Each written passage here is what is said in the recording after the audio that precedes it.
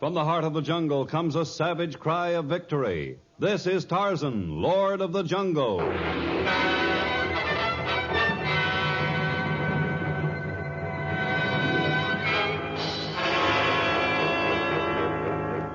From the black core of dark Africa, land of enchantment, mystery, and violence, comes one of the most colorful figures of all time, transcribed from the immortal pen of Edgar Rice Burroughs. Tarzan, the bronzed white son of the jungle. And now, in the very words of Mr. Burroughs, the story of Tarzan and the man from another world.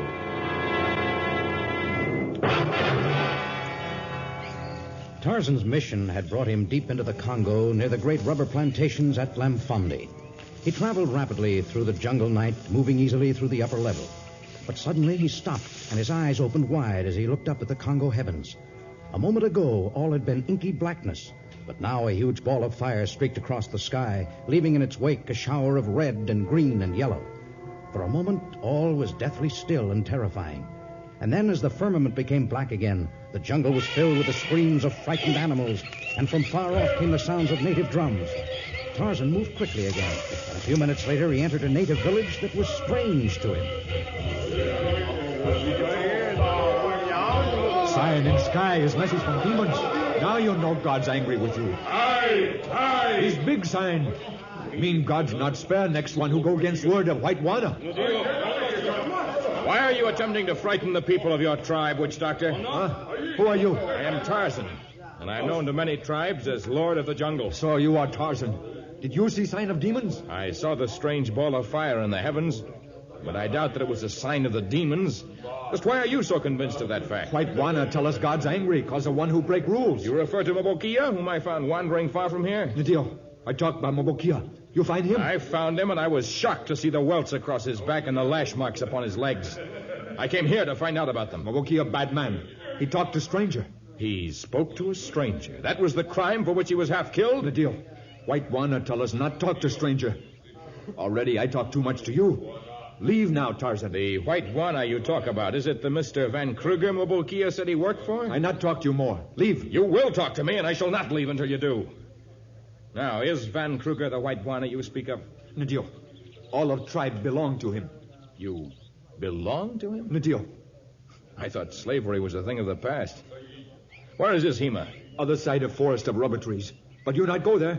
He not like strangers. You'll like me far less when I get finished with him. Thank you for pointing out the direction of his home. Look. Another ball of fire. Sign in heavens is message from demons.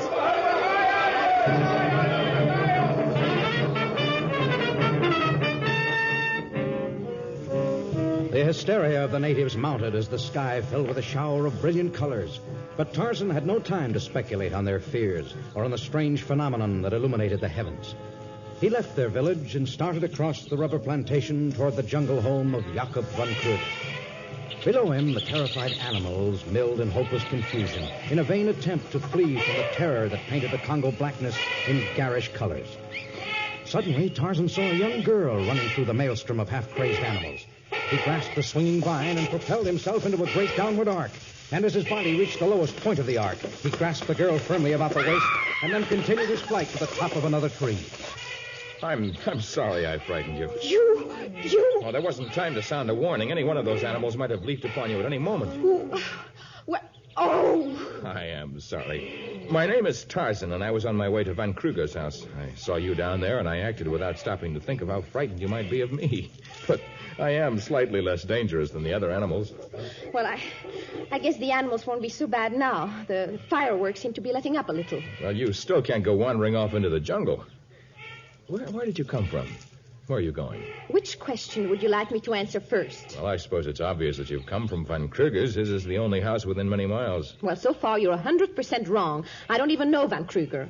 I've just come from the mission school on the other side of the plantation. I was heading for the native village near here. Why? Well, I was going to try to persuade some of the natives to escort me to Luanda so that I could get a boat. Well, those natives aren't to be trusted. Those fireworks, as you call them, have made them almost as hysterical as the animals. Young girl would stand little chance. I happen to be 18, and I'm very well able to take care of myself, but I could never get down from here alone. All right, I'll help you down. Just put your right arm over my shoulder, and I'll hold this wrist. Oh, what's that? It's called a slave bracelet. It's nothing. Just a trinket. You wouldn't be interested. Oh, but I am interested. With undying love from G.P. to J. Van K. You've got it all wrong. You couldn't possibly read it right in this light. Oh, my eyesight is more acute than the average. J. Van K. The Van K couldn't possibly stand for Van Kruger, could it? Yes, it does. All right. Is it Miss or Mrs. Van Kruger? Oh, I'm not a runaway wife, if that's what you're thinking. He happens to be my father. Not that I'm very proud of it. You don't get on well with him? That's putting it mildly. Oh, Tarzan, please don't make me go back. Please.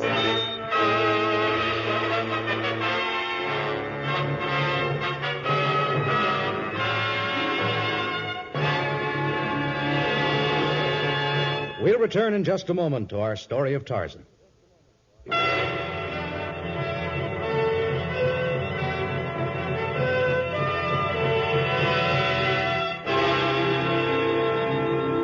There were many miles of impenetrable jungle between the rubber plantations of Lamfondi and the government observatory at Kilama. And the people who worked and studied within the small institution were far different from the inhabitants of the jungle. But they had one thing in common: an all-consuming interest in the strange fireballs that had streaked across the jungle heavens. Dr. Forbes, it's the greatest opportunity we've ever had. If we can just find out where those meteors landed, there's no telling what we can uncover. How do we know they landed, Jack? Maybe they burned themselves out. Well, that's possible, of course. But suppose they didn't. Suppose we can get to them while they're still fresh. We'll transport a few of them back here for study, and we'll set up... Just a moment, Jack. I hate to dampen your young enthusiasm, but there have been many meteor showers in the past. Perhaps this one will prove to be no more... Doctor, you know there hasn't been anything like this for years. Why, this one makes the Belid shower of 1914 look like classroom stuff. Perhaps if we get some reports of their actually landing No, it'll be someplace... too late then. If I start right now, I can get there almost before they cooled off. But, Jack, we have so very little money at our disposal. No, I'm afraid that outfitting a large safari is quite beyond us.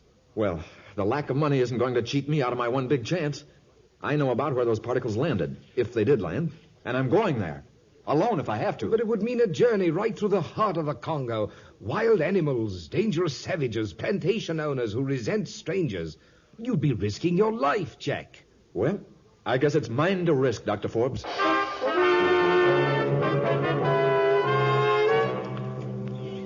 And while the young scientist was making his declaration of independence, Tarzan was escorting a very resentful young lady back toward the jungle home of Jakob von Kruger. The sky was dark again, and the animals had ceased their frightened screams, but a feeling of dark foreboding hung over the mysterious Congo. But I can't just turn you loose in the jungle. He's kept me like a prisoner, Tarzan. If you take me back, I'll never get away again. Everything I've heard about Jakob von Kruger is bad. I refuse to promise that I'll help a daughter run away from her father, but if what you tell me is true, I'll do everything within my power to help you. You haven't told me your name. It's Johanna. Father calls me Jopie. It's a ridiculous Dutch nickname. I like to be called Joan. That's what they call me in America. In America? I went to school there for a year. And then, just when I got to like it, Father made me go to England. And by the time I'd grown to love England, he made me come home. His whole objective in life is to make me miserable. Is that your house just ahead? Yes. I'm very anxious to meet this unnatural father. You may not even live to meet him. He has native guards surrounding the house, and they shoot every stranger on sight. Very hospitable. Perhaps we better climb that tree that extends over the roof and drop in on him unexpectedly. It's too late. They spotted us. That's Dad on the veranda. Wait! You fools, don't fire! That's Jopie coming with a stranger! Well, at least he doesn't want to kill his own daughter in cold blood. Oh, Jopie, my little girl. Where have you been? I've been worried sick for you. A fat lot you'd care if something happened to me. Oh, Jopie, to say such a thing. I didn't know you were gone until a minute ago. The excitement of the comets. We were just about to go hunting for you. This gentleman was kind enough to save you the trouble. This is my father, the well-known Jakob von Kruger. Father, meet Tarzan. It is a great pleasure to meet you, Tarzan. Any man who has brought my daughter back from the dangers of the jungle is a friend. My house and everything I own are yours for as long as you will remain with us. I came a great distance to inspect your methods here, Mr. Van Kruger. I shall accept your kind hospitality.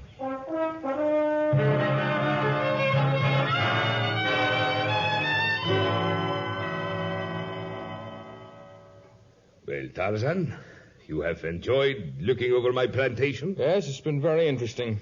I had no idea it was so large. It would require another 3-4 days if you were to inspect the entire plantation. And by this time next year, that large clearing to the south will also be planted. 30 years of my life I have given to this place. And your workers? Many of them have given 30 years of their lives? Yeah, that is so. They have been loyal friends. Most of them belong to one tribe. They say they are Van Kruger's people, that they belong to me. You mean that's their own idea? They find a certain security in the belief that they are my property. And as my property, they will be fed and clothed and protected. And punished? Sometimes whips and hot irons? Tarzan, you have known me for several days now.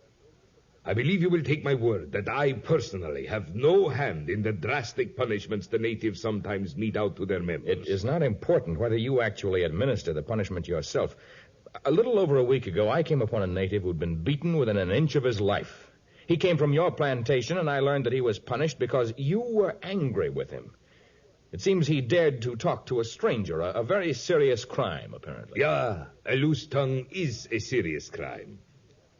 You see, Tarzan, rubber is an essential of peace and also an essential of war. There are many powers who would stop at nothing to acquire a plantation like this one. And we also have secret methods of curing rubber that some nations would find valuable. Strangers are dangerous. I was very angry at Mabukia. I saw the signs of your anger upon his back. The others of his tribe are too hard on those who disobey me. Tarzan, you know the mind of the natives. I tell them something is wrong, they make a capital crime of it. I tell them to stop all strangers from entering. They are inclined to shoot first and ask questions later. I cannot seem to stem their fierce loyalty to me, which is translated into acts of violence. I see. I am not the kind of man to apologize for my people or to defend my actions. But you have saved my daughter. A daughter you keep a virtual prisoner? I keep her here for her own good. I sent her to America to school 2 years ago. She was 16. She'd been there only a short time when she wrote me she'd fallen in love. A friend made inquiries about the man. His name is Gregory Payne, a man of close to 40, who lives extravagantly but has no visible means of income. He's a mystery man whose manners are too perfect, whose past is too obscure. So you had Joan sent to England? Yeah, but this Gregory followed her there. So I had her brought home. She's too young to know her own mind, and I love her far too much to have her throw her life away on a fortune hunter, or worse. Mr. Van Kruger, you are either an honest man against whom I have felt much unwarranted anger, or you're a superb actor, and I wish I knew which. Sometimes fate takes a hand in proving what... Look, Tarzan, outside! The fireball streaking across the heavens again. During 30 years in the Congo, I have seen many strange things in the sky, but never anything like this. I wonder what it can mean. Did you see them? The fireballs? We were just talking about them. Meteorites, I guess. Well, yes, again. One of them landed in the south clearing. What? Only it looks like some sort of a strange rocket ship, and a weird-looking creature crawled out of it, and he's coming toward the house. I'd better call the native guards. It won't do any good. The guards fired point blank at him, only the bullets had absolutely no effect. No effect? And all of the plantation workers are lying prostrate on the ground. They think the demons are really after them this time. Joan, did you see this creature yourself? Only from the veranda. He looks like an illustration out of one of those science fiction magazines. Like a man from another world. You two wait here. I'll go to meet him.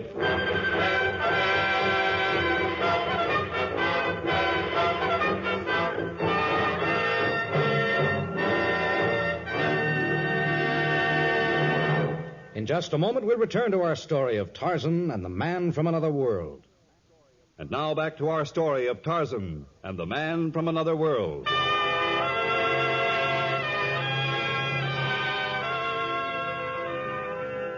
As Tarzan crossed the wide expanse of the south clearing, he could see in the distance the strange-looking spaceship Joan had described. And on the ground, hundreds of native workers lay in silent terror as through their ranks a weirdly dressed being stalked majestically. His angular suit was of highly polished metal. He wore many fantastic bits of mechanism strapped to his metal uniform, and his head was encased in a large globe-shaped helmet that revealed only 2 piercing eyes. Tarzan was filled with apprehension and curiosity, but his curiosity was uppermost, and he continued on until he stood squarely in the path of the outlandish creature. How do you do? Jumbo. Bonjour. ¿Cómo está usted? Wie geht's? You may converse with me in any of the Earth's languages. On the planet Uranus, we understand them all. Then you do come from another world. I come from the planet Uranus, a world 9 times the size of the Earth and thousands of years more advanced in its knowledge. In what way? In every way. I am told, for example, that the peoples of Earth are still engaged in continual warfare. Yes, it's true. We seem resolved to kill one another in endless wars. I have come to put a halt to this threat against the universe, or to liquidate the Earth completely. Our observation ships chose this as the site for my first visit to Earth. Your observation ships? Then those must be the fireballs we've been seeing in the heavens. Exactly. Your name?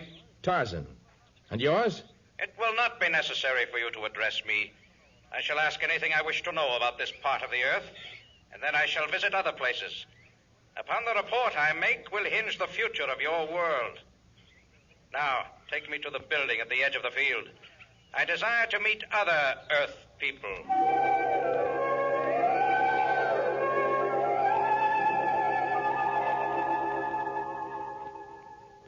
Are you sure you wouldn't like to take off that heavy helmet? I am not yet used to the Earth's atmosphere. Tarzan, you will stand in front of me. I do not like people to stand where I cannot see them easily. Of course, I'll stand over here where you can see all 3 of us at the same time. Mr. Van Kruger, you will tell me more about this rubber. You know nothing of rubber on your planet? Our planet is almost 2,000 million miles from here, and our vegetation is far different from that of the Earth. I will be happy to give you viola seed. We are having much good fortune with that variety of rubber plant. I am very much interested in this product of yours. Incredible as it seems, we of Uranus may yet learn something from you Earthlings. In the morning, Van Kruger, you will escort me about your plantation. You will show me everything. Wait until you see my new coagulation vats, my presses, my improved smokehouses and drying sheds. You will find our methods here are very advanced. During the war, we made remarkable progress. You manufactured rubber for war? Well, naturally. I doubled my output during the war years. It is men like you, Van Kruger, men who make the materials of war, who are driving the Earth into oblivion. If we permit the Earth to endure, you will be among those who are first eradicated.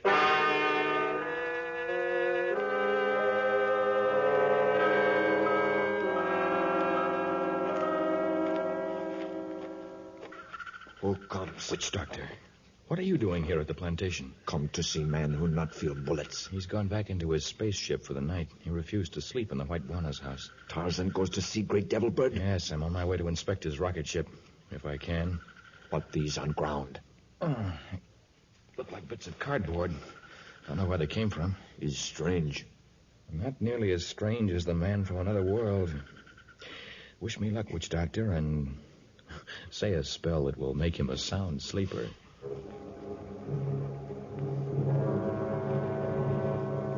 Tarzan could observe an open hatch at the top of the weird contraption, but it was impossible to see in. It was possible, however, to see out of the windows. And as Tarzan started to climb up the fuselage, the man within it pointed a powerful-looking gun at the open hatch. As Tarzan drew close to the opening, he curled his finger around the trigger. Tarzan started to enter, and then from far off came the roar of an animal and a man's frantic cry for help. Tarzan leaped to the ground and sped toward the jungle. Moments later, he was looking down at a man pinioned beneath a huge rock, the helpless victim of a hungry panther who was about to spring. Tarzan leaped to the ground, and his knife flashed in the air.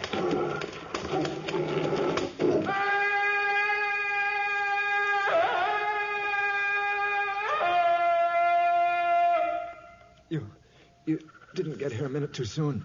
I thought I was... Save your breath until I get this rock off of you. Oh, this must weigh a ton. No, not quite, but it proved a lot more than I could carry. I don't wonder. There. Take it easy. It's valuable. That rock? Valuable? Yes. It's a meteor fragment, and I came a long way to find it. Have you noticed those fireballs in the sky lately? Of course. Well, this is part of one of them. Then the fireballs were not observation ships from another planet? Observation ships from another planet? I didn't think the comic books had reached the interior of the Congo. Oh, there's nothing comic about this. Are you sure this is part of what we saw in the sky? Yes, I'm positive. You see, I work in the government observatory at Coloma. Just what are the possibilities of a spaceship reaching here from Uranus? Seriously? Uranus is one of the most distant planets from the Earth. But is it possible that a rocket ship could travel from Uranus here? They'd be awful fools to head for Africa. Uranus isn't even in the southern hemisphere at this time of year. Can you walk? I think so. I just had wind knocked out of me. Well, then leave the rock here and come with me. I don't believe anyone will steal it, and we'll come back for it later. May turn out to be Exhibit A. The rest of the pieces of this jigsaw puzzle are beginning to fit together.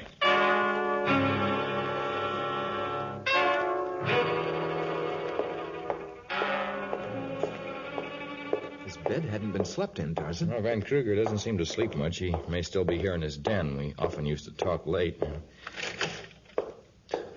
Look, is that Van Kruger crumpled over his desk? Yes. Dead. A bullet right through his head. It looks as though he was writing a will. There's a sort of rough draft here.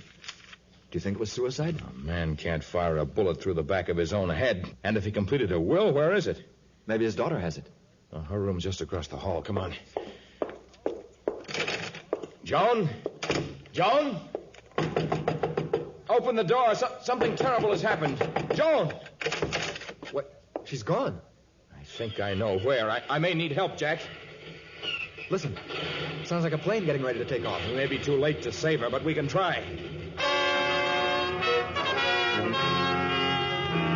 The young scientist was left far behind as Tarzan streaked across the plantation to the south clearing and scrambled up the fuselage of the strange airship. But already the plane was about to take off. The motors were purring evenly, and as Tarzan lunged forward, the hatch began to close. Even Tarzan's powerful fingers could never open it. All that remained was one wild guess, one desperate chance. Greg! Greg! Open up! Who is it? Who's calling me by name? I am, Greg.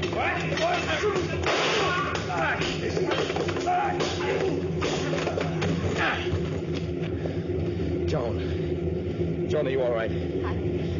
I guess so. Have you any idea of how you turned the motors off this thing? Well, the first thing he did was to push that switch up before he started the motors. Well, then maybe we can turn them off by pulling it down. Let's see.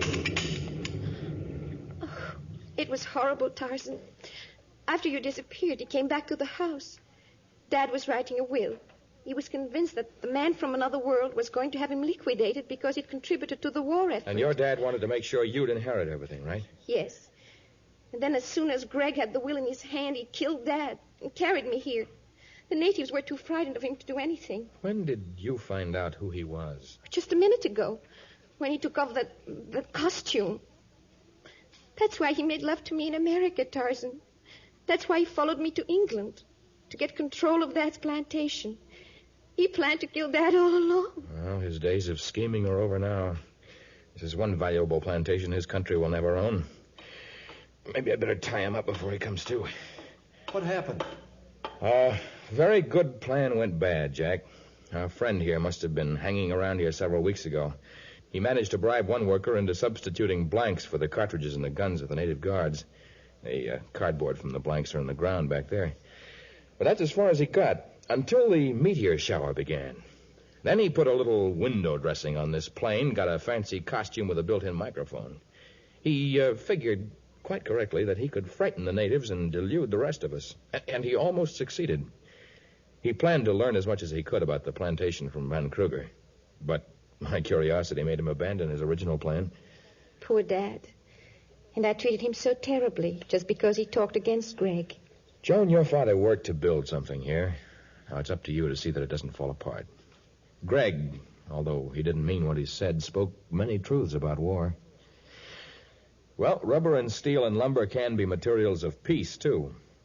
And they will be if we can keep them out of the hands of men who speak too loudly of peace while they dream of war.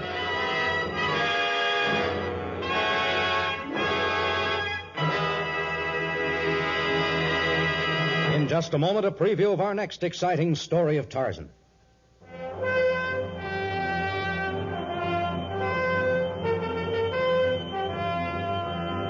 A beautiful young woman with a title and a fortune. A lustful Arab who rules a jungle stronghold. A vicious Cockney guide to whom everything has a price. And Tarzan, Lord of the Jungle. These are the central characters in a story of dangers and fears, of a kidnapping that threatens to set off international warfare, and of lives at stake in the quicksands of Guadalajara. Included in our cast were Jack Moyles, Gladys Holland, Marvin Miller, and Olin Soule. Tarzan, a transcribed creation of the famous Edgar Rice Burroughs, is produced by Walter White, Jr., prepared for radio by Bud Lesser, with original music by Albert Glasser. This is a Commodore production. Listen to our next story, The Quicksands of Guadalajara, another thrilling episode of The Lord of the Jungle.